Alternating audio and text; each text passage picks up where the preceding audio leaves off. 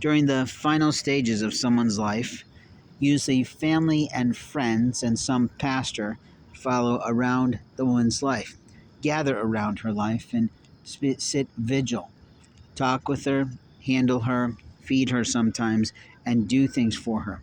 My siblings did not allow me to know where my mother was being kept during her final days, so I never got a chance to watch my mom's transition and her mission to the Lord's house. My mother was a great evangelist, and she really worked hard to tell people simple quips, fast statements that allowed them to remember the Lord's words. The liars in a family are people who are always vying for more opportunity. Employees who've been handled like family are always thinking that they have money with ease. They don't, but if she's been allowed to handle my mother, then when my mom goes shopping, my mother will buy her something or purchase her something, even though she's an employee being paid to be there and she'll be refusing that tender care. What's amazing is how much money was spent on a human being to manage my father, manage my mother, when someone was really needing the chance to be with his mother and father. But if I say that, they'll scoff, they'll laugh. And what I think is they need to stand right now before Jesus and explain themselves. Because denying a man the right to see his mother before her demise is an illness.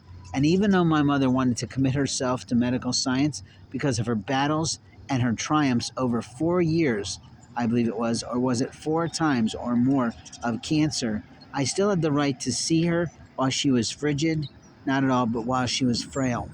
And I'm still fucking angry about what people think they have the right to do to people. The woman I love said, "Talk to the hand."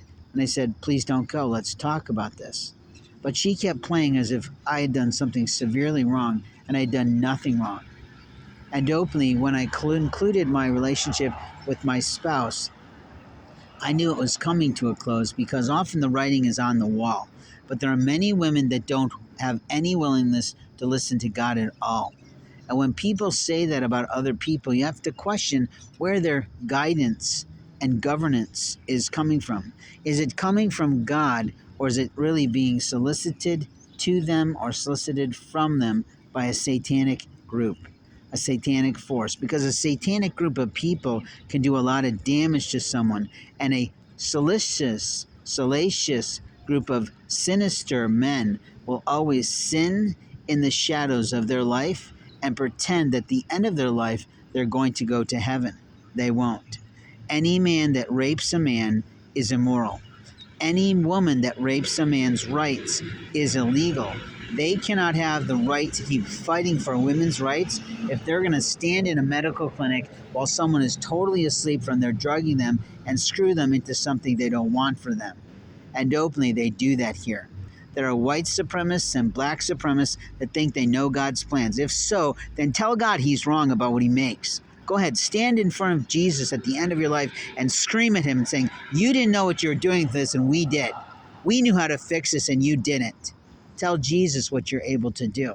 Tell him how you ruined someone's medical records. Tell him how you ruined someone's legal name. Tell him how you ruined his relationships with the woman that he had selected for him for the rest of his life. Go on, tell him, asshole. Stand there in front of Jesus and claim to be Christian and saying, "We did this in your name.